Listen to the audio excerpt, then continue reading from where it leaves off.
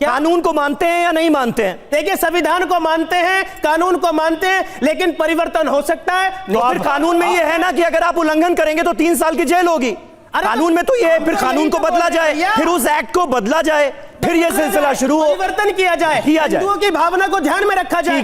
ठीक है, आपने अपनी बात कह ली कि भाई बदलाव हो कानून में, और वो आप ये मांग कर रहे हैं। ये तो चलिए, ये तो सरकारों का काम है, ये सदन का काम है कानून बनाने है, उसमें बदलाव करना। लोग अपनी अपनी राय रख सकते हैं, मुमताज आलम साहब, लेकिन सवाल यह है कि मामला तो सिर्फ निचली अदालत में गया है, ये किसी का भी राइट है, इसमें इतना बेचैन होने की क्या जरूरत है? अगर बात सही होगी तो आगे बढ़ेगा, नहीं होगी तो वहीं खत्म हो जाएगा।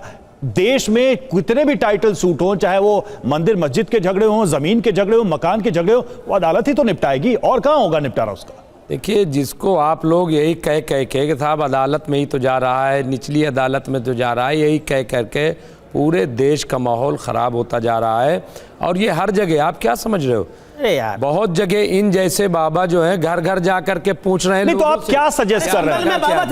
एक मिनट योगी जी, रुकिए। संभल पर चर्चा नहीं हो रही है, संभल पर चर्चा नहीं हो रही है, अजमेर पर चर्चा हो रही है। मैं 2-3 बातें कहना, एक एक करके योगी जी।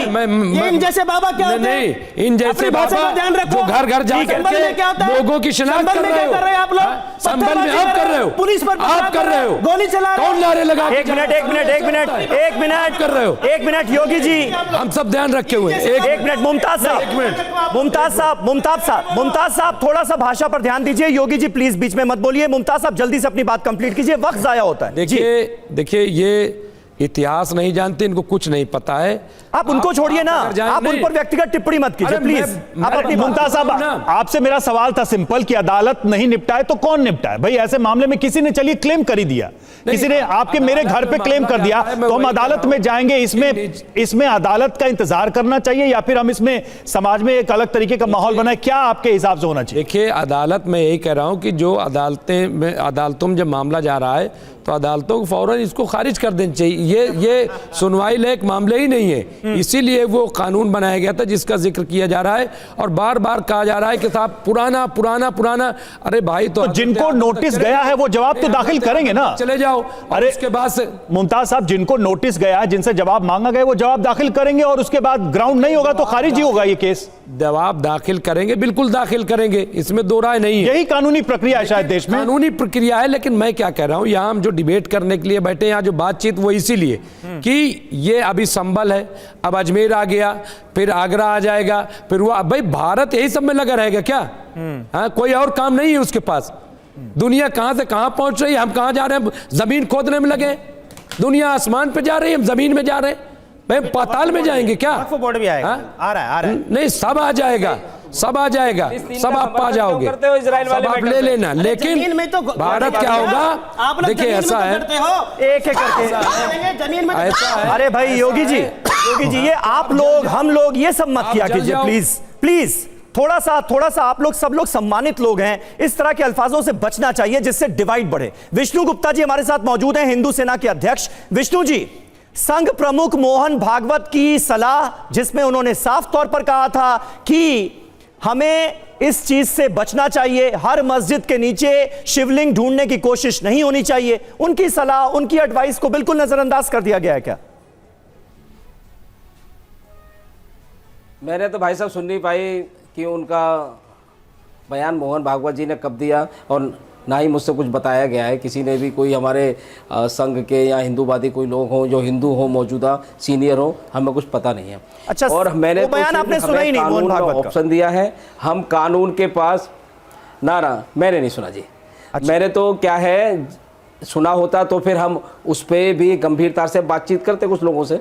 तो मैं यहाँ ये कहना चाह रहा हूँ, कानून में हमें कुछ ऑप्शन दिया है, तो मुझे उस कानून के माध्यम से यदि कोर्ट जाने का अधिकार है। यहाँ ये बात करें वर्शिप एक्ट की, वर्शिप एक्ट जो है कांग्रेस ने बनाया और हमारे फंडामेंटल राइट को वायलेट कर रहा है। इसको लेके सुप्रीम कोर्ट में, तो दिल्ली हाई कोर्ट में ये केस चल रहा है, पेंडिंग है। भाई कहीं पे भी कुछ है तो हमारा कोर्ट के पास जाने का अधिकार बनता है। और यही मामला चल रहा है वक्फ बोर्ड को लेके कि वक्फ बोर्ड पे भी कोई कब्जा कर देगा तो आपको वक्फ बोर्ड के ही ट्रिब्यूनल में जाना है, आप कोर्ट नहीं जा सकते।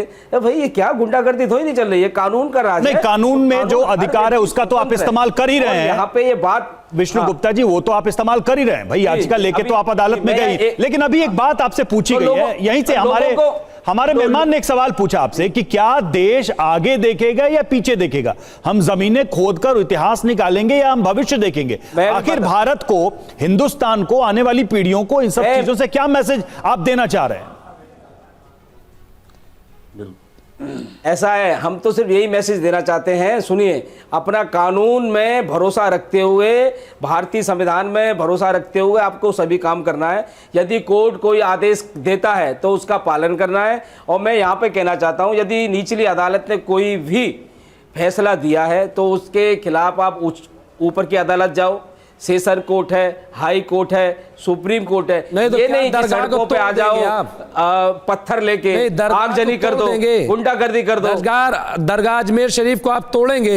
यदि साबित कोर्ट का आदेश होगा, कोर्ट कानून तय करेगा कि दरगाह को हटाना है या नहीं हटाना है। वहां शिव मंदिर है तो ये कानून के प्रक्रिया के साथ होगा। और यहाँ पे कुछ लोग कह रहे हैं कि देश को आगे ले जाना है, हम लफड़े में ना पड़े। सुनो ना, बोलते हैं लफड़े में, कहां दिखाई देगा?